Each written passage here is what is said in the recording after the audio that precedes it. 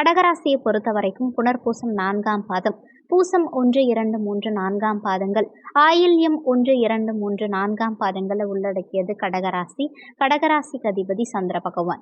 வீடியோவில் சொல்லக்கூடிய பலன்கள் ஆண் பெண் இருப்பாளருக்கும் பொருந்தக்கூடிய பலன்கள். கடகராசி அன்பர்களை பொறுத்த வரைக்கும் கடந்த காலகட்டங்களில் உங்களுக்கு அஷ்டமத்து சனி மட்டும்தான் பிரச்சனைன்னு நினைக்கலாம். ஆனால் அப்படி கிடையாது. கோச்சார பலன்கள் ஒரு 20% அளவுக்கு மட்டும்தான் பலன்கள் கொடுக்கும்.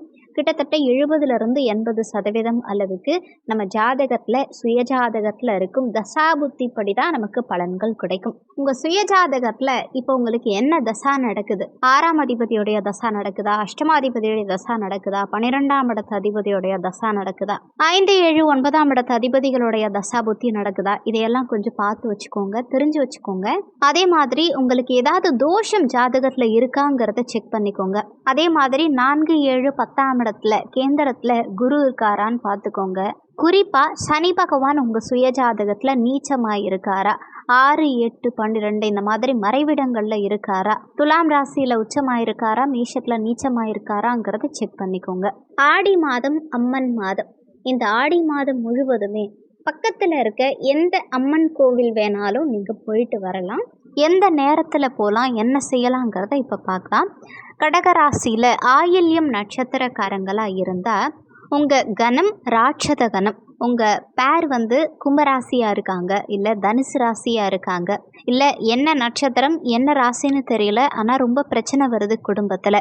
இதை இந்த ஆடி மாதத்தில் சரி பண்ணணும் அப்படிங்கிறதுக்கு இந்த மாதத்தில் நீங்கள் குலதெய்வ வழிபாடு அவசியம் செய்யணும். நீங்கள் ஒரு அம்மன் கோவிலுக்கு போகிறீங்க, டிஃபால்ட்டாக எனக்கு நல்லது செய், ஏன்னா நல்லா இருக்கணும், எனக்கு எதுவும் பிரச்சனை இருக்கக்கூடாது, குடும்பத்தில் பிரச்சனையாக இருக்குது சரி பண்ணுங்க அப்படி வேண்டாமல் முதல்ல ஒரு கோவிலுக்கு போகும்போது குலதெய்வ அருள் பரிபூரணமாக இருந்தால் மட்டும்தான் அடுத்த கோவிலுக்கு போகணும். எந்த கோவிலில் போய் என்ன பரிகாரம் செஞ்சாலும் முதல்ல எப்படி விநாயகர் பெருமானை வணங்குறோமோ, ஏன்னா விநாயகரை வணங்காமல் எந்த சுவாமியையும் அடுத்து நம்ம வணங்க மாட்டோம். முதல்ல விநாயகரை வணங்கிட்டு தான் அடுத்து மற்ற சுவாமிகளை நம்ம வணங்குவோம். அதே மாதிரி குலதெய்வத்தை வணங்கிட்டு எனக்கு இந்த மாதம் நிறைய நல்ல விஷயங்கள் நடக்கணும், நான் ஆசைப்பட்ட விஷயமெல்லாம் எனக்கு கிடைக்கணும், எதிர்பார்த்த விஷயங்களெல்லாம் நடக்கணும்னு குலதெய்வ அருளோட நீங்கள் உங்கள் அடுத்த ஸ்டெப்பு அடியெடுத்து வச்சிங்கன்னா கண்டிப்பாக இந்த மாதம் உங்களுக்கு நல்லா இருக்கும். நீங்கள் புனர்பூசம் நட்சத்திரம் 4ஆம் பாதத்தில் இருக்கீங்க அப்படின்னா ராமரை வணங்கிட்டு அதுக்கப்புறம் அம்மன் வழிபாடு செஞ்சீங்கன்னா உங்களுக்கு 100% வெற்றி கிடைக்கும். நீங்கள் பூசம் நட்சத்திரமாக இருக்கீங்க அப்படின்னா முதல்ல நீங்கள் முருகப்பெருமான் வழிபாடு செஞ்சுட்டு அதுக்கப்புறமா அம்மன் வழிபாடு செஞ்சால் 100% வெற்றி உறுதியாக கிடைக்கும். இப்போது குடும்பத்தில் மட்டும் பிரச்சனை கிடையாது, பணம் சம்மந்தப்பட்ட பிரச்சனை, பணம் சிக்கலில் மாட்டிகிட்டு இருக்கேன், அடுத்து என்னுடைய வாழ்க்கையில் திருமணம்ங்கிற விஷயம் நடக்கவே நடக்கலை, ஆனால் அதுக்கான அமைப்பு இருக்கா, அடுத்து ஒரு சிலருக்கு எனக்கு வேலை இல்லை, நிரந்தரமான ஒரு வருமானம் இல்லை, மகிழ்ச்சிங்கிறதே சுத்தமாக கிடையாது, நான் பிறந்ததுலேருந்து இன்னைக்கு வரைக்கும் மகிழ்ச்சி அனுபவிக்கவே இல்லை அப்படின்னு சொல்லக்கூடிய கடகராசி அன்பர்கள் நிறைய பேர் இருக்கீங்க. ஒரு 10 நிமிஷம் சந்தோஷமாக சிரித்து பேசினா அடுத்து அதுக்கெல்லாம் சேர்த்து 11ஆவது நிமிஷமே பிரச்சனை வந்துடுது அப்படின்னு சொல்கிறது தான் அதிகம். அவங்க தனியாக உட்காந்து அழறதெல்லாம் வேஸ்ட்டு, ஏன்னா இதோட முடிஞ்சு போயிடுச்சுன்னா அழலாம், இதுக்கப்புறமும் கண்டினியூவாக பிரச்சனை வரப்போகுதுன்னு தெரிஞ்சால் எப்படி அழ முடியும்? ஸோ இவங்களுக்கு நீண்ட நெடிய சொல்யூஷனுங்கிறது கண்டிப்பாக நிறைய தேவை. ஆனால் இந்த ஆடி மாதத்தில் கிரகங்களை பொறுத்து பார்த்தா முதல்ல சனி பகவான் அஷ்டமத்து சனியிலிருந்து வக்கர சனிக்கு மாறிட்டார். எப்படி பார்த்தாலும் உங்களுக்கு பாசிட்டிவிட்டியாக மட்டும்தான் சனி பகவான் இருப்பாரே தவிர நெகட்டிவிட்டி கண்டிப்பாக இருக்காது. நிறைய நல்ல விஷயங்கள் 100% உங்களுக்கு செய்வார். அடுத்த கிரகம் ராகு கேதுவை பொறுத்த வரைக்கும் பெருசாக உங்களை டிஸ்டர்ப் பண்ண மாட்டார். இன்னொரு விஷயம், குரு பகவானுடைய பார்வை கேதுவின் மீது பதியும் காரணத்தினால கேதுவனால உங்களுக்கு இனிமேல் பெரிய அளவில் பிரச்சனைகள் கிடையவே கிடையாது. குரு பகவானை எடுத்துக்கலாம், லாபஸ்தானத்தில் குரு பகவான் இருக்கார், பார்வைகளும் குரு பகவானுக்கு நல்லா இருக்கு. இன்னொரு விஷயம், நமக்கு ரொம்பவே பிரச்சனை கொடுத்துட்டு இருந்த சனி பகவானும் இப்போ நார்மல் ஆயிட்டார், வக்ரகதியில் இருக்கும்போது சாஃப்ட் ஆயிட்டார். ஆனி மாதத்தில் கடந்த காலகட்டங்களில் உங்களுக்கு சுக்கிரன் ரொம்பவே பிரச்சனை கொடுத்துட்டு இருந்தார், புதன் ரொம்ப பிரச்சனை கொடுத்துட்டு இருந்தார், சூரியன் பிரச்சனை கொடுத்துட்டு இருந்தார். ஏன்னா உங்க 12ஆம் இடம் விரைமோட்ச ஸ்தானத்தில் 3 கிரகங்கள் இருந்தாங்க. ஒன்று சுக்கிரன், புதன், சூரியன்.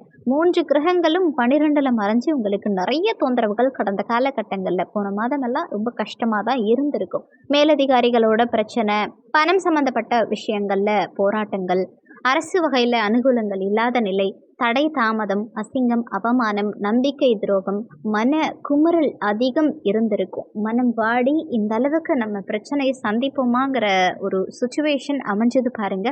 அதுதான் மோசமான காலகட்டம். வாழ்க்கையில் நம்ம நிம்மதிங்கிறத தாண்டி துயரம் அதிகமாக இருந்திருக்கும். நிறைய விஷயங்களை இழந்துட்டோன்னே சொல்லலாம். இதையும் தாண்டி ஒரு கிரகம் உங்களை வீழ வச்சது அப்படின்னா அந்த கிரகம் என்னன்னா செவ்வாய் பகவான். இந்த செவ்வாய் இந்த மாதத்தில் குருவோட சேர்க்கை பெற்று குருமங்கல யோகத்தோட இருக்கார். அதுவும் லாபஸ்தானத்தில் இந்த குருமங்கல யோகம்.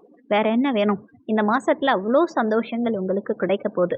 அதுவும் குரு, சந்திரன், செவ்வாய் 3 கிரகங்களும் இணையும் போது அபரிவிதமான லாபத்தை கொடுப்பாங்க. அதே மாதிரி சூரியனும் சந்திரனும் புதன், சுக்கிரன் எல்லாரும் இணையும் போது உங்க லக்னத்துக்கு வரும்போது ஞானம் பிறக்கும்னே சொல்லலாம். கடகராசி அன்பர்களுக்கு ஞானம் பிறந்தா என்னன்னா, சந்திரன் வீட்டில் 4 கிரகங்கள் அமரும் போது கடகராசி அன்பர்கள் வாழ்க்கையில எது தப்பு, எது சரி, எது செய்யணும், எது செய்யக்கூடாது, நம்ம வாழ்க்கையில என்ன முடிவெடுக்கணுங்கிற ஒரு தெளிவான மனநிலைக்கு கண்டிப்பாக வந்துடுவாங்க.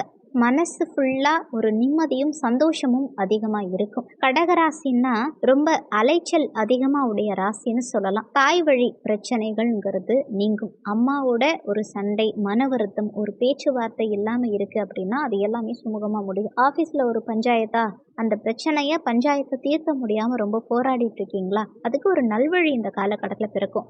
உங்கள் திருமண பாக்கியம் இருந்தும் அஷ்டமத்து சனினால ஒரு தடை, அடுத்து ஒரு எக்ஸாம் எழுதி கூட அதில் ஃபெயில் ஆகிட்டோங்கிற ஒரு குற்ற உணர்வு இருக்கு இல்லையா. நமக்கு ஒன்றுமே தெரியலைன்னா கூட பரவாயில்ல, எல்லாம் தெரிஞ்சுமே அதில் நம்ம தோல்வி அடைகிறோம்னா எவ்வளோ வருத்தம், எவ்வளோ பெரிய வேதனை ஏற்படும்.